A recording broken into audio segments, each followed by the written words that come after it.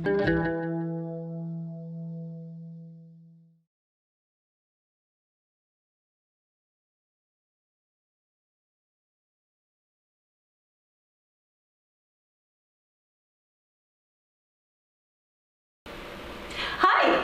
going to be talking about the lesson plans which come along with the set of 9 books.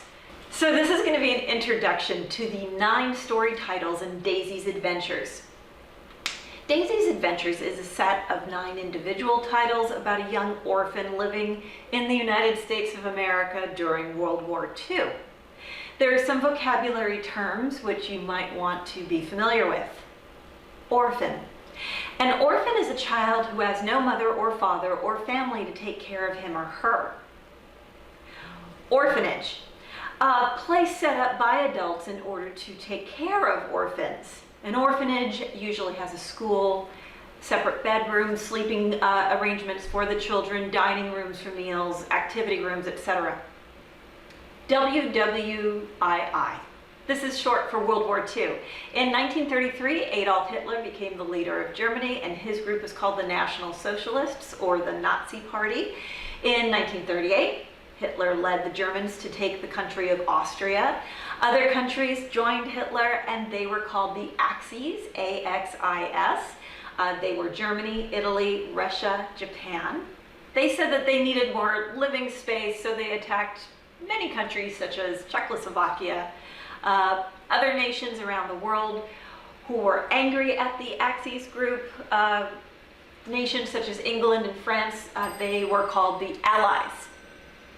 They wanted the United States to join them, but the United States had already helped these countries win World War I. So now the United States of America, they wanted peace. They wanted to study science, make inventions, grow food, build things, roads, houses, and engineer bridges. And the United States of America became angry and joined the Allies on December 7th, 1941, during a Japanese attack on Pearl Harbor in Hawaii. Finally, World War II ended when the Axis surrendered to the Allies in 1945. Treasure. A treasure is something which is much desired or cherished. It can be jewelry, minerals such as gold or silver, or it could be a person who is very loved. Adopt or adoption. To adopt is to take into a new relationship to raise as one own. So altogether, this is a set of lesson plans in this particular book. There is going to be one lesson plan for each of the books in the Daisy Adventure story. This book is going to be part of the bundled set, which is 9 individual titles plus this lesson plan title, which would make it book number 10. And each one addresses a separate title in Daisy's Adventure series of set number 1. And that means that there is discussion about a set number 2. But we'll have to wait and see how that goes. Anyway, thanks so much for this introduction and joining me, and we hope that you really enjoy Daisy's Adventures. So what this supplement will cover is the overall structure for your lesson plan. I'll have separate videos addressing vocabulary and the overall theme of each book. But this is a supplement for forging lesson plans for the 9 individual titles of Daisy's Adventures, and you'll use the same format for all the 9 books. The supplement provides additional instructor options for things like discussion ideas for group projects, independent instruction for having a student work on their own, for their own assignments, and also encouraging the students for doing research. Here are the contents. Daisy's Adventures contains the following titles. First, book number 1 is Daisy's Story. Book 2, Daisy's Independence Picnic. Book 3, Daisy's Special Date. Book 4, Daisy's Homework. Book 5 is Daisy's Parrot. Book 6, Daisy and the Gerry. Book 7, Daisy and the Facts. Book 8, Daisy's Ice Cream Garden. Book 9, Daisy's White House. What are the objectives of the lesson plan? Well, we want to provide introductory background information about World War II and also some references to World War I. There's a historical examination of democratic governments, such as allies during the World War II, versus authoritarian governments, which were the Axis during World War II. Civics exploration of the process of forming a government, including the process of voting, in addition to enfranchisement and disenfranchisement, limits of government power, taking over a government by force to restrict or even eliminate citizen participation. So it's an introduction to some physics and government basics. There are also social consequences of living in a democracy or under an authoritarian system for individuals and also for whole groups of people. What happens when people come from varying cultures, beliefs, and traditions, ethnicities, and experiences? Would there be expanded or severely limited opportunities to develop one's own talents and get the best education, earn a living, locate a place in which to live, and secure health care, receive help in case of natural or even man-made disasters such as storms, fires, floods, earthquakes, or any other harmful sort of situations? What we want to do is encourage independent thought as well and critical thinking. So here's the preparation, which is about 10 minutes. Distribute the vocabulary lists, which will be covered in other videos. You can either photocopy them or display them on screen, or have them write them out, or you can write them out on a board for a classroom to see or on your computer screen. The lesson itself will be roughly between 15 to 20 minutes. Here is where you can introduce Daisy's adventures to the students by explaining that they will learn vocabulary and then read the text of the book aloud. We'll only read the first part of chapter 1, for example. It would be one teacher option that you could do to read to the class. Another option would be the instructor to determine how long the students should read to themselves silently. So 3 ways. You read a part of the book and then assign homework. You read together as a group out loud, or you have them read silently with themselves. Next, review the vocabulary which is appropriate for the lesson. 1. Use the vocabulary that they learned. Ask them to give examples of other sentences which might use that word. 2. Inform them that they're talking about the topic in general and understand why that vocabulary makes them stronger readers and better analysts. 3. Explain to the students that they may need to read the text a few times and then discuss it with a partner. What does it mean to them? And even though these events happened during World War II, do they see any correlation with events that they witness themselves in their everyday life? Next is an activity, which is about 15 minutes. Ask the children to read quietly to themselves. Ask the children to pair up and discuss the Daisy character with a partner. How old do you think Daisy is? What does Daisy look like? Is Daisy friendly? Is she kind? Helpful? 1. Do you think the Daisy situation in the 1940s could happen in the United States of America today? Why or why not? 2.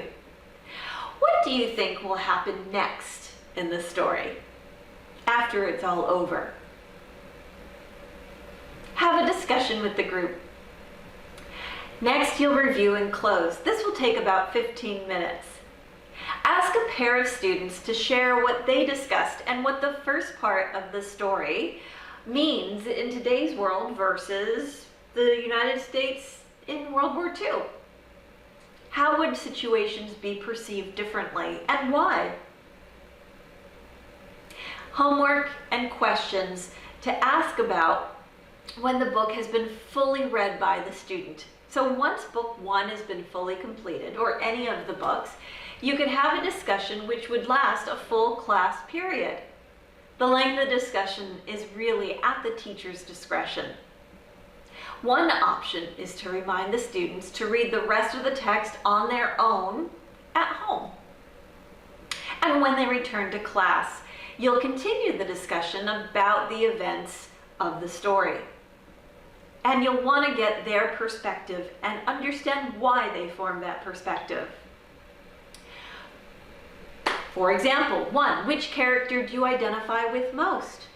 Which do you identify with least, and why? What was happening in the world during the 1940s? And what was happening specifically in the United States in the 1940s? Why did the United States join the war? Ask students to back up answers with historical examples. 3, what was American culture like at that time during World War II? And how has it changed?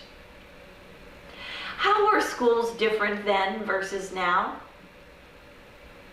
Number 5, how were orphanages different during World War II versus now? 6, was the government of the United States run differently or the same, comparing then versus now? 7, instead of just memorizing historical facts and dates, put some meaning behind them. Ask a student to find a fresh source of research material to prove their facts are true. It's called a corroboration of source material. So through class discussion, check for understanding regarding the context in which an event happened.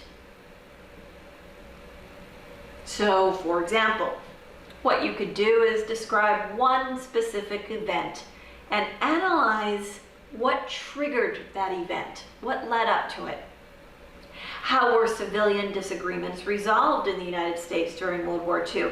And are there similar triggers to conflicts building in our society today? What are those? Ask students what they think Daisy and other characters felt during that time. Do students believe people today would feel the same way under similar circumstances? Ask students how they or other people would react. Ask students for their opinion as to whether their response in Daisy's situation was a good response. Do you agree with it? Why and why not? Ask students if they could summarize a Daisy story in a sentence or 2. Using Daisy and the Gerry as an example, do the students feel that they understand gerrymandering enough to explain it to a grown-up? How would they explain it? Using Daisy's Parrot as an example, do the students feel that shell shock and PTSD, or post-traumatic stress disorder, are the same? How would therapy via a service comfort animal help with healing? Here's a final showcase.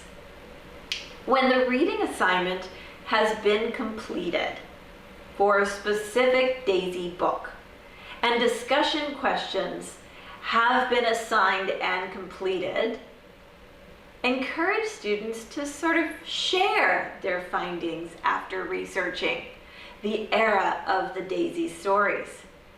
It's in the 1940s in the United States of America.